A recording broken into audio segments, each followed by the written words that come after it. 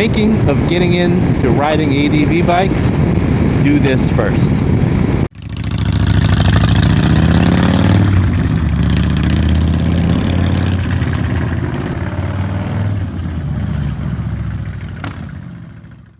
Welcome back, Anonymous Biker, USA. First time here, consider subscribing, hit that thumbs up. Whoa. Wrong gear, idiot. First time here, consider subscribing, hit that thumbs up for all things moto on and off road. So today we are navigating the twisty mountain roads in North Georgia on 2023 Royal Enfield Himalayan. On this road, there's been so many accidents. They're putting in all these new guardrail systems with all those little kick plates at the bottom because people have been sliding through. Thinking about getting into adventure biking. This is still new to me. I started off-road in 2023. Here we are, late 2025.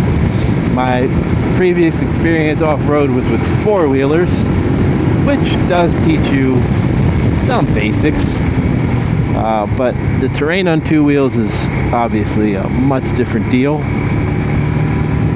So let's talk about some of the things you should look for if you're thinking about getting into it, or you're new into it, or some of you who have ridden before off-road. You can share your comments or experience and then help everybody else. First thing to look for, make sure the area you live in has trails that are accessible. I hear so many times guys run out and get an ADV bike only to find the closest place they can ride them is 3 hours away, which really limits the amount of access you have. If it's 3 hours up, 3 hours back, you're basically going to need a whole day to get up there and back. Some people just don't have that kind of time. If you do, great, but if you don't, before you spend the money, just take a look. Go on your local state game lands or national forest or parks and recs, all those websites, or just even type in off-road riding, ADV clubs. They'll get you the links with forums and everything else, and people can share all the information about all the accessible trails, rides, and roads in your area. That is first. You gotta have some place to ride it, or you're just not gonna do it. Because I've seen people that do it, and then they just don't have the time to go to the trails, and then it's for sale with 300 miles on it, which is good for you, because that brings up the next couple of points. If you decide you have the trails and you're ready to go, see if you can use like Rider Share or Rumble, or even maybe Eagle Rider, and rent a small ADV bike to see if you even like it first, right? Go out there, get in the gravel, get in the dirt, because you're gonna feel it is a stark difference from pavement and road riding once you start getting into that loose gravel, the rocks, the dirt, the sand. It's just a totally different experience. So make sure you even like it first before you decide to spend money. Number 3, if you did rent the bike and you're like, I think I want to give it a go, do not go buy a brand new king of the line ADV bike. Do yourself a favor. Get a 300 to 500 cc used ADV dual sport bike, whether it's like a used Suzuki TRZ, a Royal Enfield Himalayan, a Honda CRF 300. Now, there's a lot of KLR 650s. It's a little bigger, but you can get them between, all in on a used one in decent shape, anywhere from 25 to 3,500. And it'll come with some of the bags and stuff that you save your money. Now, is it the latest and greatest? No. But you can get out there, get your feet wet, learn the feel, see what you like about that bike, see what you like about off-roading, before you go dumping 10, 12, 15,000 on a bike. Because once you get back there, your bike is going to get scratched, dented, dinged. I don't care what you say. and you are going to drop it, guaranteed. Now, you can buy a new one for inexpensive, like I did. You can get a Himalayan a little less expensive, an Ibex 450, maybe a CRF 300. But those bikes new, you know, 5,000 to 7,000, you can get those even cheaper used. So, just something to think about. It's your money, but it's gonna get beat up. So you may want to give the first go round on a bike you're not so worried about cosmetically. And until you really improve and enhance your riding skills, think about a used bike. It's not such a bad thing. Boy, it's really dark up here.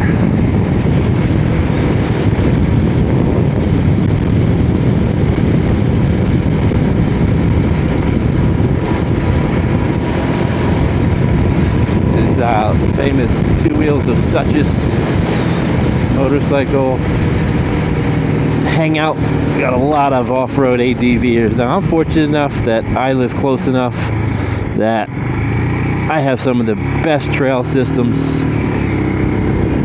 of anywhere. I mean, the Southeastern with the BDR, absolutely phenomenal. Forest Service roads, phenomenal. So depending on what state you live in, there are some that you just don't have access to good trails.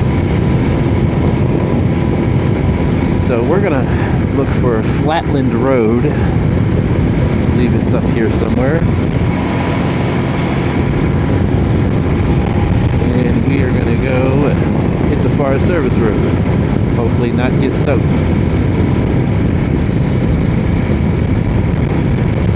Alright, so another thing, once you get started, go take the basic MSF ADV course. It's well worth the money. Whoa, 250 bucks. And it's going to teach you just different techniques to handle your bike off-road, whether it's, you know, things like step and press, or just how to kind of slide your rear wheel around in the dirt. Because that is one of the things, if you buy an ADV bike, you want to make sure either it doesn't have ABS, or you can turn the ABS off. Alright, this is kind of wild. Let's see. Old Mill Road. You got a house for sale down there. Yeah, this definitely is going to turn into dirt. I'm surprised it's paved this far back.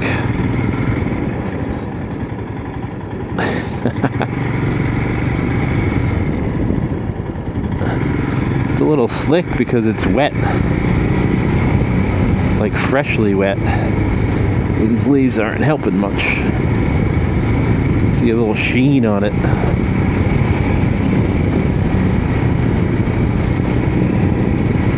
So the ABS, you want to be able to disengage that so you don't lock up your rear wheel. So when you are riding off-road, you can slide that back end around if need be. But you know, that's down the road. Let's just Possum Trot Farm Road. Ah, man, this is crazy. Oh, watch out, squirrel. All right, here we go. Ah, that's an old house. Here we go. Yep. So I knew it would go into some rock. All right, now let's see what this sign says. End of county maintenance, okay? So there you go. So this is a non-maintained Forest Service road. We're gonna turn the ABS off.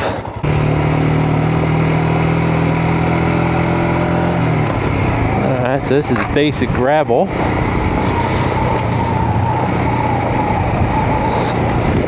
So when you guys get your ADV bike, you know, you get back here exploring. Oh boy, these houses are private.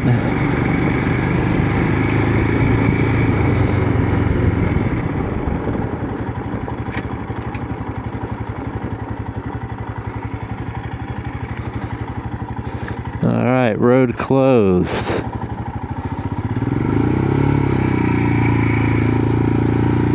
Huh, that's a no-go, and that's what's gonna happen.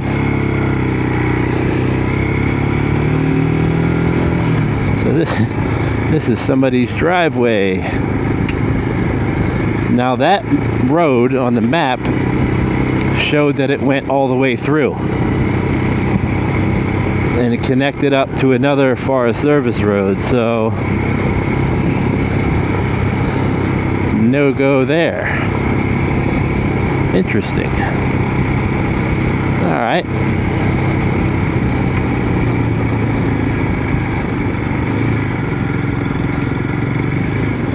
Oh, oh, that was slick. All right. See, so you're discovering the adventures of ADV riding. Man, look at this old place right here. Wild.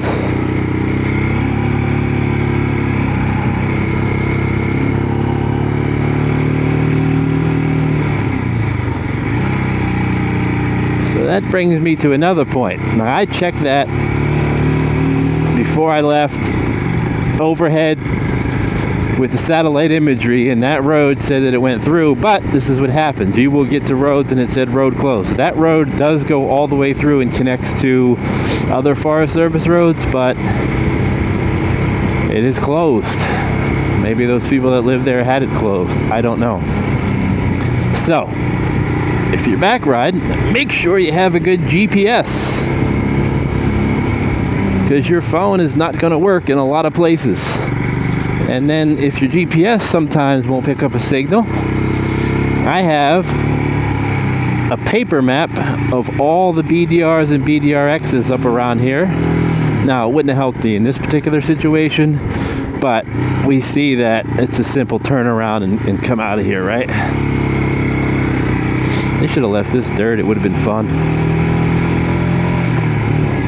But it's always good. For $10 you can buy the paper map.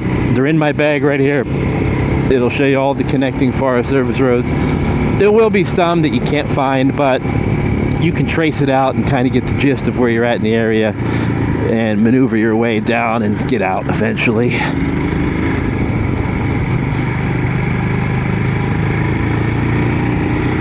Well, that was interesting.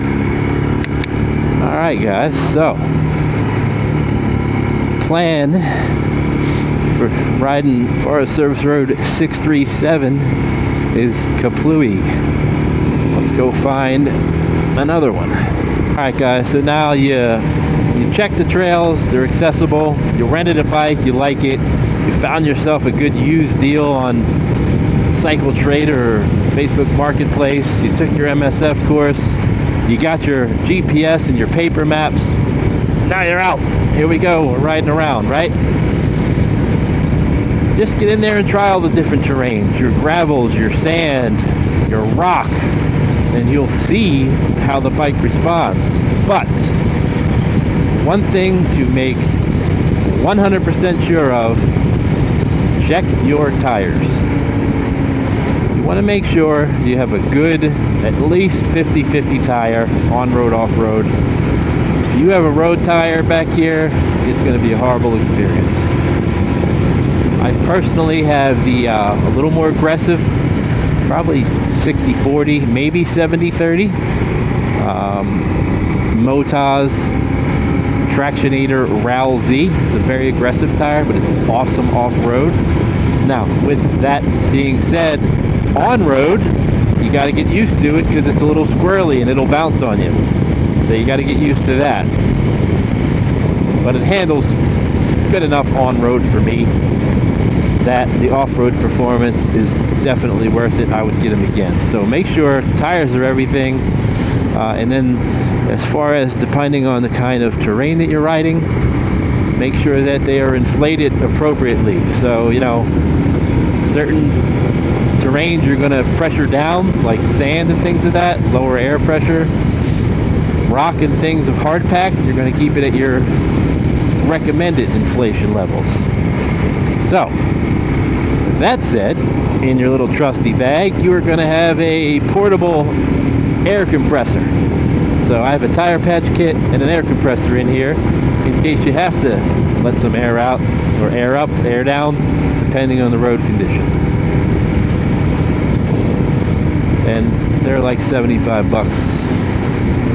Just charge them up, make sure they're charged, take them out every time, charge it up so you know it's freshly ready to go.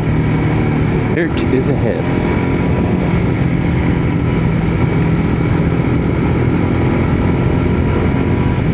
When you're back here riding off-road too, you're going to find that 90% of your riding is done. Yeah, here we go, gravel. Yep, 90% of your riding is done in second and third gear, or if you're doing a hill climb, it'll be in first. So, you know, just get back here, do a little standing, see how that feels on the pegs, sit back down, get used to the feedback in the handlebars with the rocks and see how the road's bouncing around. But, you know, I don't know if these guys are back here like hunting.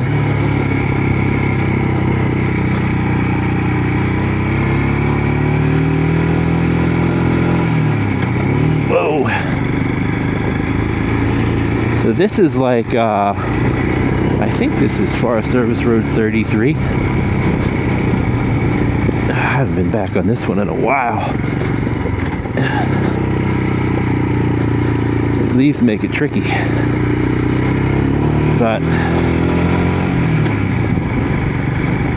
see, like sometimes I'm just using that rear brake to slide that back end around on me, which works really well, right?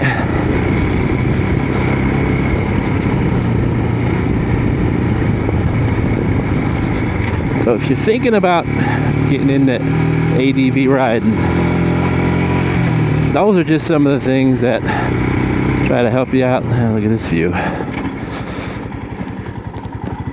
Wow. Some of the things that may be able to help you out as you get started and learn it, because, man, these leaves are thick. It is super fun.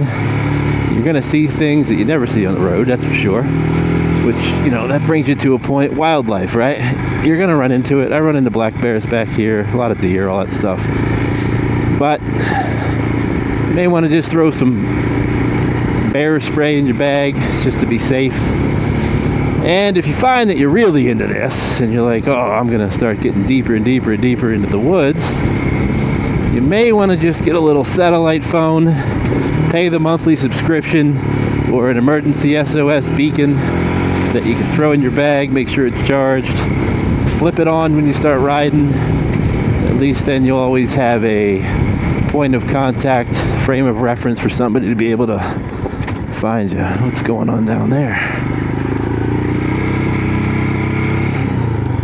Huh. Well, those of you who ride off-road, if I miss things, you know, like I said, I am still pretty new at this myself, but I really like it. Sound like RoboCop. I like it. One of the best things is just no traffic. No people texting, no people on the phone. Hey, for that matter, no people.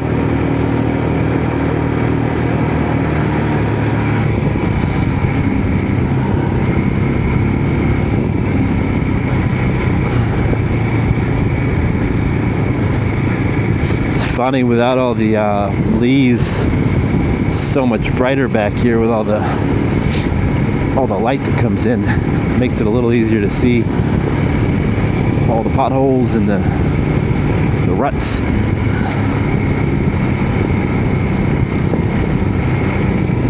This is really dry though.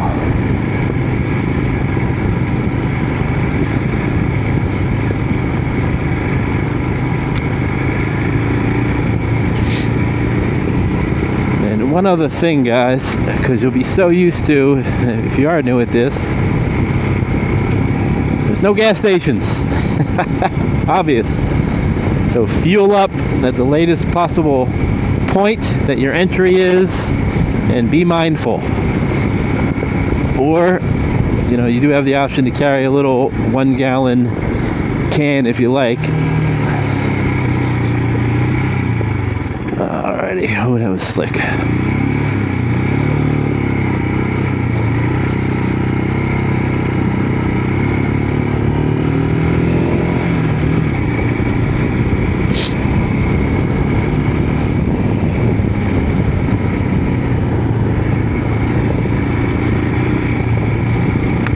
I'm just in second gear ripping through here. Sometimes you feel more stable standing up.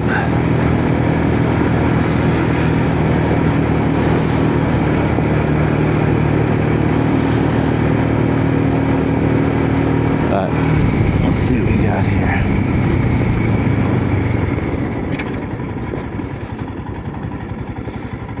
The other great thing is there's always a little, it doesn't matter where you stop and pull off.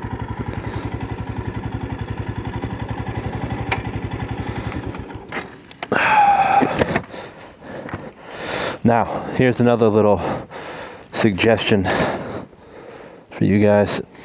You're never always going to have a completely flat place to park.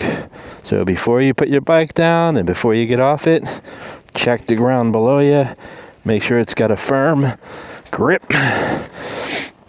See that sand right there? It's a little movable. That's fine. But you can throw a rock under it for more stability.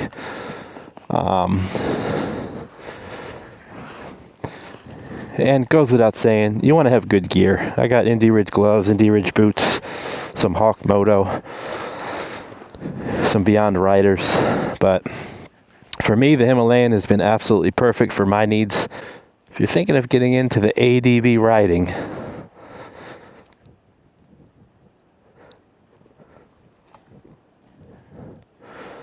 go do it, and hopefully those tips and pointers can help you along the way. Thanks for watching, and don't forget,